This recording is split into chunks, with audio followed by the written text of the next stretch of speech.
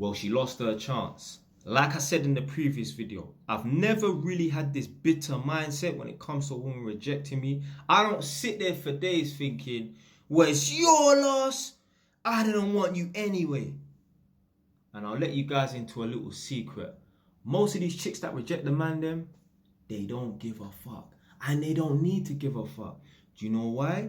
Because most men have no value. So therefore the chicks them have not lost out on anything. Most men do not have their own house. Most men do not earn a lot of money. Most men are not going to be good father figures and role models for their future children. So what the fuck have the girls really lost out on? Oh, you're funny. Oh, you're good looking. Good looking men grow on trees. And if you as a man, if that's your biggest and best attribute about you is your looks, you are a fool. As a man, you need to become an accomplished individual. I don't want to be judged just on my looks. I want to be judged on the things that I've achieved. I want people to respect me based on my hard work and my hard grinding over the years. So anyway, these chicks, they don't give a damn about, what they've quote unquote lost out on, because they don't need to. For the most part, most men have no value. So what have they lost out on? The problem is, I think a lot of guys have been watching these videos over the years. You know them gold digger prank videos where the guy goes to approach the chick, she tells him no, and he walks off, and then she looks back and sees him in a Lamborghini and then tries to come back and that, and then the guy rejects her and that. Let's explain something to you lot right now.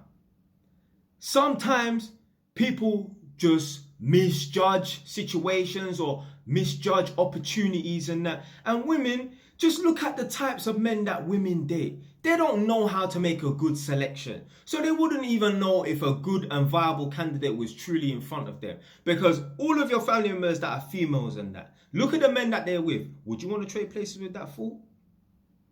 The answer's no. There might be one female family, there might be one female that you know, whether it's a friend, my thoughts on men being friends with women, but like, a friend or a girl cousin or an auntie or a sister, whatever, and that there's only one of those chicks they've only got one man that you probably wouldn't mind trading places with. For the most part, the man them are damn fools. Anyway, chicks make bad decisions and that, but we all certain times misjudge situations, or we think something is not going to be as good as it actually does turn out to be. So for example, I mentioned in that previous video, I was saying that I didn't work for 12 months during lockdown, and I got this job and started on a Monday, let's say, and I quit on Wednesday. Didn't think it was going to be like, it turned out to be worse than I thought it was going to be. I thought it was going to be a lot better. So I quit.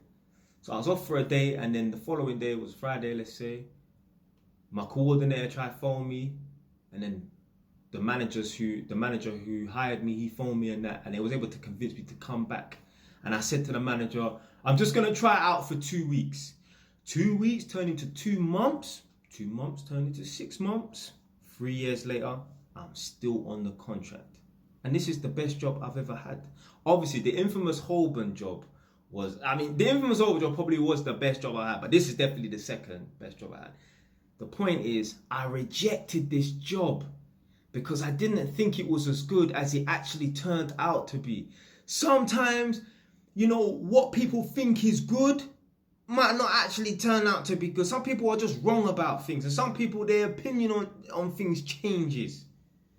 So yeah, man, if a girl, it just, like I said in the previous video, it just depends. If you're always constantly around the girl and she can't see the value in you, that's different. But if you go out to a girl in the street, get her number, you talk little 1-2 texts and that, and then she ghosts you and that, and then she comes back, try to hit you up after 6 months. Bloody gives a shit.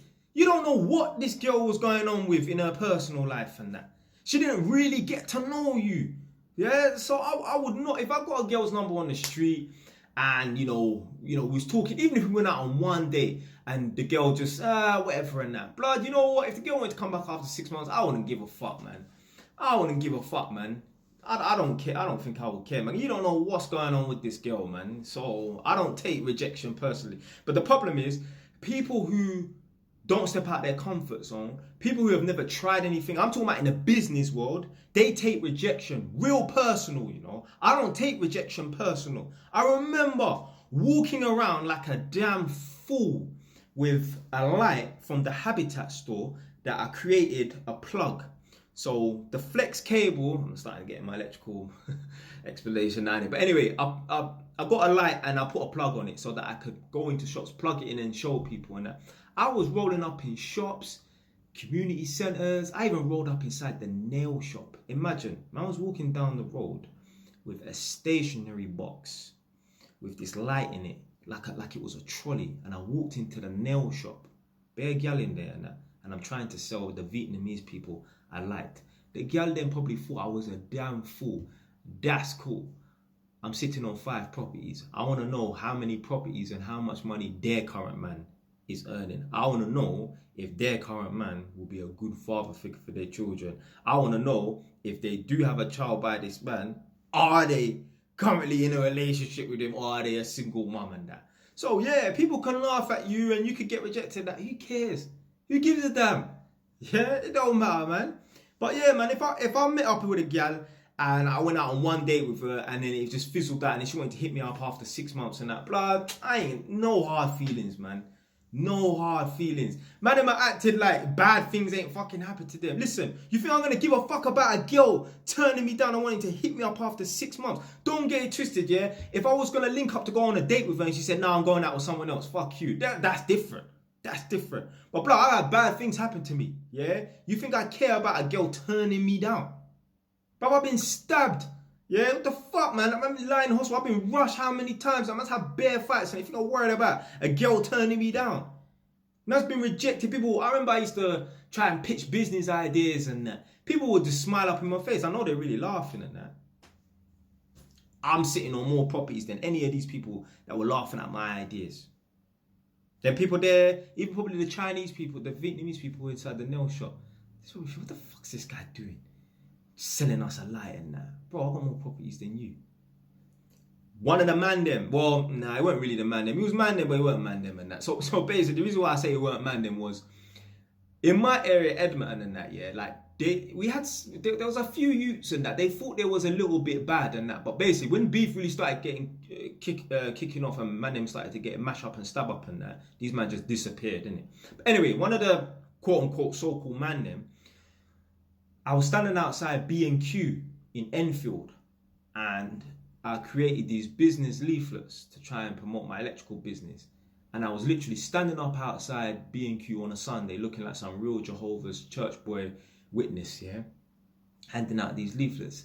And he approached me, he's like, yo, what you doing out here? And I'm like, I'm handing out these leaflets and that. He's like, oh, okay. He probably thought, what the fuck is my man doing? He's standing outside B&Q handing out leaflets. I wonder who's got more properties than him. Yeah, I know I'm earning more than him. Yeah, so yeah, people can laugh at your ideas and that. You know, people can reject you. It don't matter, man. Why are you truly worried about the opinion of other people and that? Listen, like I say, if a girl done something mad, that's different. But yeah, if she didn't think that, you know, I don't know, you know, you was good enough or whatever in it, yeah, then it's cool, man. Like, I've even had man that man's got really close with, no homo and that, become really good friends with, and I didn't like them. How many men have you met before that you didn't like before initially, and then you become good friends with them? There's even a guy, well, he's in jail right now, but man's cool with him. I'm sure I even had his number as well. Me and him started off having beef. He came to my estate. He's from Tottenham. He was waiting for someone. Get me? Mean mugging. We're staring at each other across the road. He's called me over. Bam, he's kicked up. We end up having beef. We end up having to go to court. Yeah, me and him actually became cool. When I used to walk around Tottenham, I used to see him and that. He used to beep, beep, beep, beep. What I'm dog? This youth's Ghanaian. We talking like a yardie. Like what I'm dog? Yeah. I used to see him. I see him in Wood Green. I'm like, what are you doing around here? He's a Tottenham man, a proper Tottenham man. Like he's on some kind of like attempted murder charge or some murder charge or something like that. Cause basically, you can go and read the story. There's a guy, one Turkish guy got kidnapped and pitched in some toilets in Tottenham. He was one of the ones that done it. But me and him was cool. You get me? We started off having beef, but then you get me, we became cool. He actually went back to farm. I said, yo, there's this Edmonton youth. His heart is so big, blood. Yeah, because obviously a man's a madman, innit? Anyway, I've got a few seconds left. Stay wise, ton though.